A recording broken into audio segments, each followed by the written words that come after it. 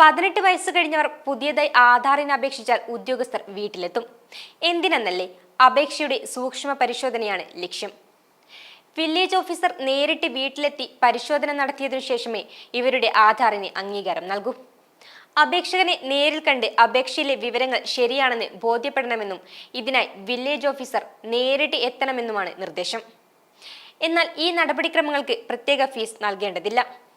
പ്രായപൂർത്തിയായവരുടെ പേരിൽ വ്യാജ ആധാർ കാർഡുകൾ വിതരണം ചെയ്യുന്നില്ലെന്ന് ഉറപ്പിക്കാൻ വേണ്ടിയാണ് പുതിയ പരിഷ്കാരം. എറണാകുളം, തൃശൂർ ജില്ലകളിൽ വില്ലേജ് ഓഫീസർമാർക്ക് പകരം തദ്ദേശ സ്ഥാപന സെക്രട്ടറിമാരാണ് പരിശോധനയ്ക്കായി വീട്ടിലെത്തുക. കളക്ടർമാരുടെ തീരുമാനപ്രകാരമാണ് ഈ 2 ജില്ലകളിൽ പരിശോധനയ്ക്ക് തദ്ദേശ സെക്രട്ടറിമാരെ ചുമതലപ്പെടുത്തിയത്. ആധാറിന് എൻറോൾ ചെയ്ത് കഴിഞ്ഞാൽ വെബ്സൈറ്റിൽ അപേക്ഷ ഏത് ഘട്ടത്തിലാണെന്ന് പരിശോധിക്കാൻ സാധിക്കും. സംസ്ഥാന സർക്കാരിന്റെ സ്ഥിരീകരണത്തിനായി കാത്തിരിക്കണമെങ്കിൽ വില്ലേജ് ഓഫീസുകളിലോ തദ്ദേശ സ്ഥാപനങ്ങളിലോ എത്തി തിരിച്ചറിയൽ രേഖകൾ കൈമാറുകയും ചെയ്യാം. വേഗം വിദേശത്തേക്ക് മടങ്ങേണ്ട പ്രവാസികൾക്ക് ഇത് സഹായകമാകും. 18 വയസ്സ് കഴിഞ്ഞവരുടെ ആധാർ എൻറോൾമെന്റ് ജില്ലാ ബ്ലോക്ക് തല അക്ഷയ കേന്ദ്രങ്ങളിൽ മാത്രമാക്കിയിട്ടുണ്ട്. പട്ടിക അക്ഷയയുടെ വെബ്സൈറ്റിലുമുണ്ട്. ഈ വീഡിയോ നിങ്ങൾക്ക് ഇഷ്ടമായാൽ ലൈക്ക് ചെയ്യുക.